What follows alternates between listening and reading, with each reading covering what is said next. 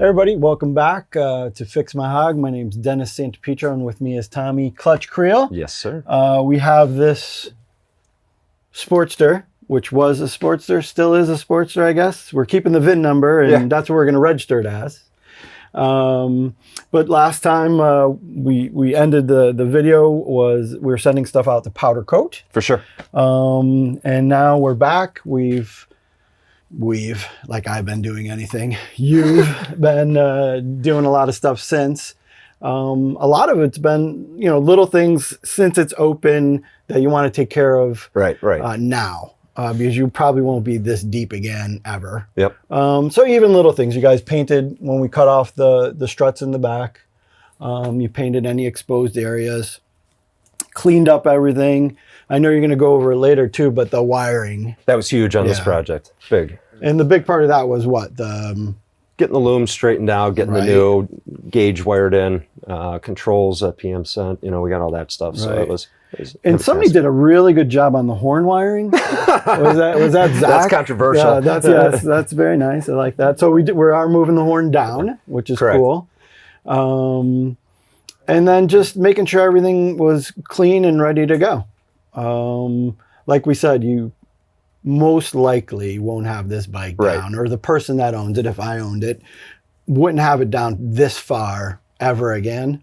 And the thing, just going back to the project, is having a budget, having your paperwork, having your labels when you take everything apart, having everything available to you, especially if you're not a professional, you're working from home, soccer, baseball, events, holidays. Your boss won't let you off of work. You finally get to back to the garage. It could be weeks, months later, right? So if things aren't labeled properly, you're just going to go mad. You're just going to lose your crap, and you're going to be like, oh my God, where's all my stuff? Or where does this go? And you shouldn't have anything extra laying around. Yeah, no extra bolts for sure. Right?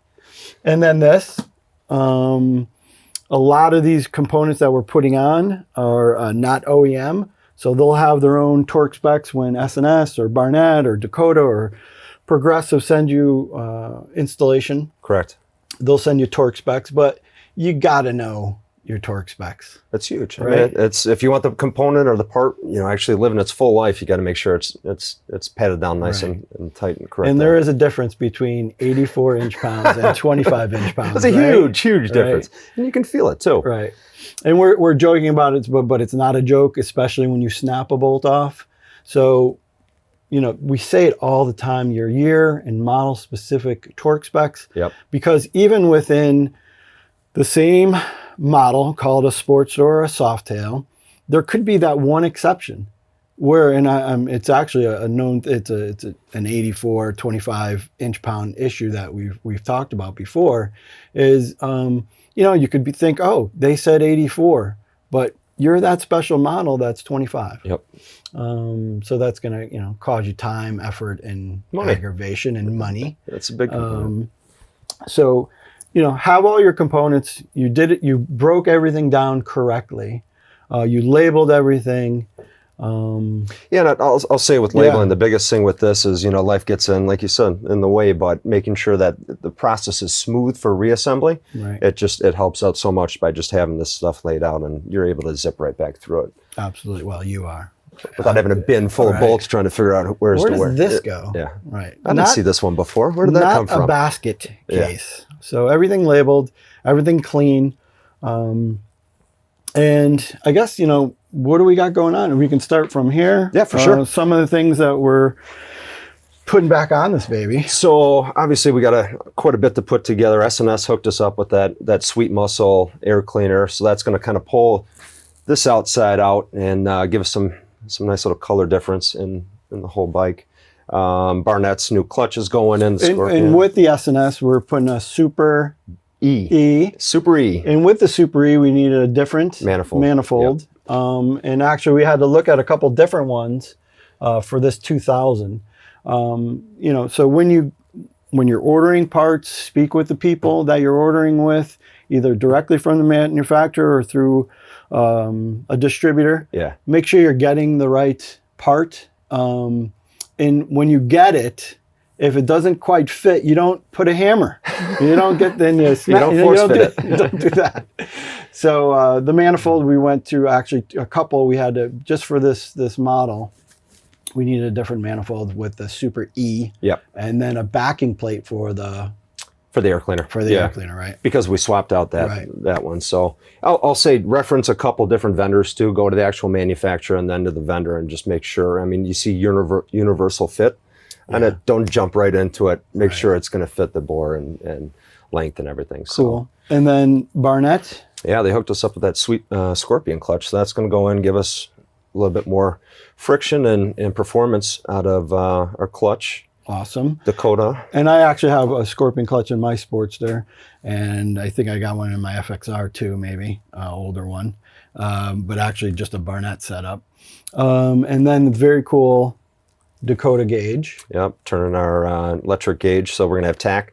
We'll have speedo on there and then indicators. So we got that one. Very good. And then the gentleman at TC Bros sent us...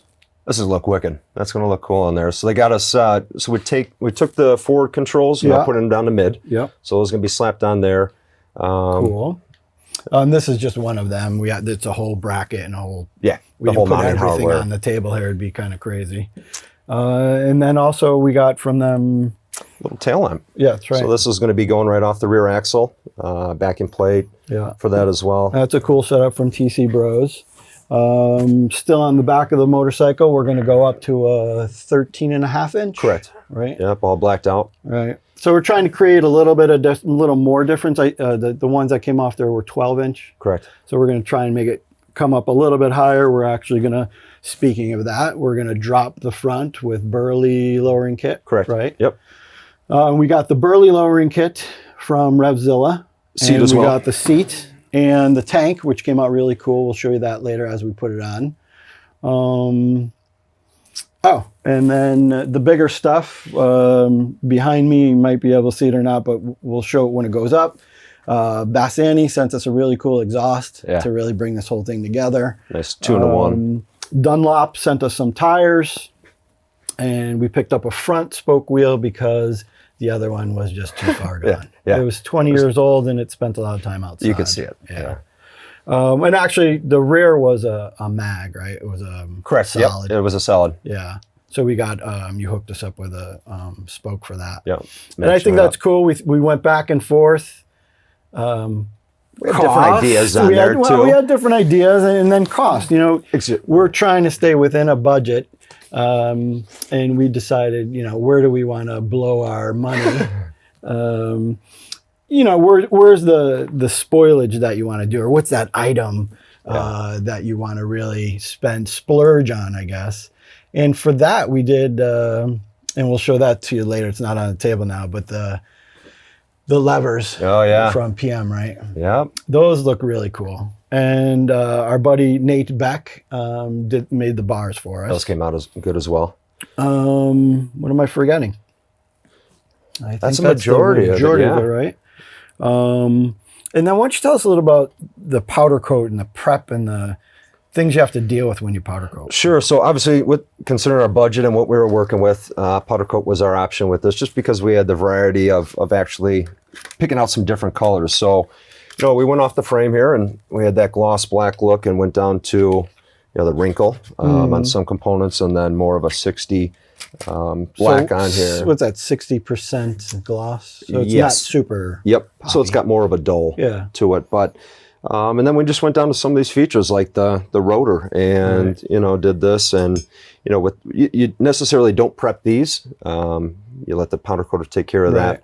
But some of the items that we did have to prep, and then even, coming back, are bolts. That's huge that you tape them off. They powder coated the top. Yeah. Oh, okay.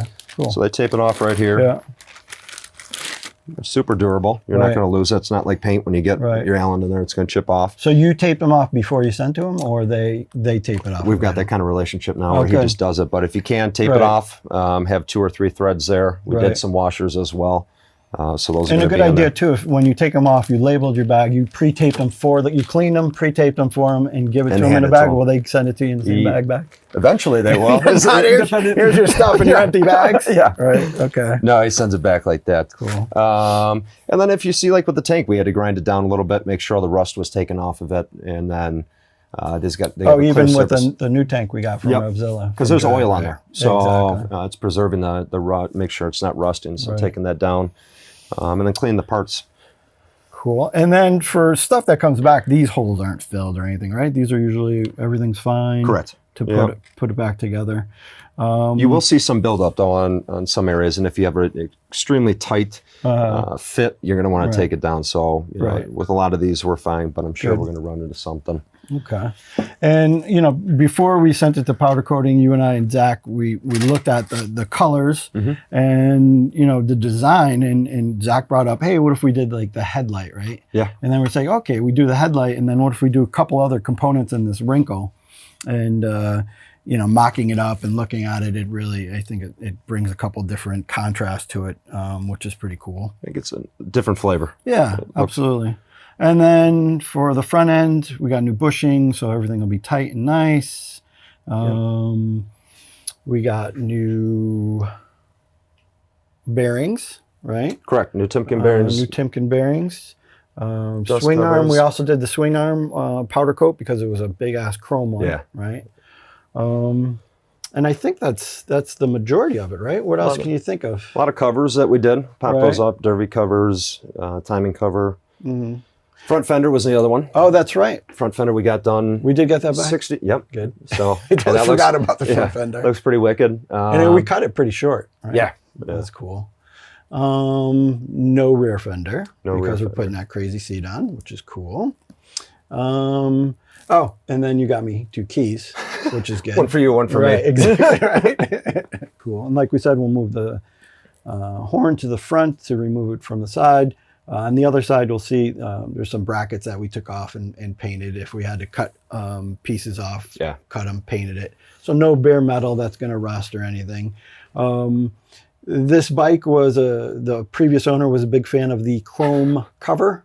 And not saying it mildly. Yes, and it wasn't. They weren't sealed, and then it was left outside. So a lot of water got in a lot of places. So, you know, if you have time, these will take as much polishing and time as you could put into them.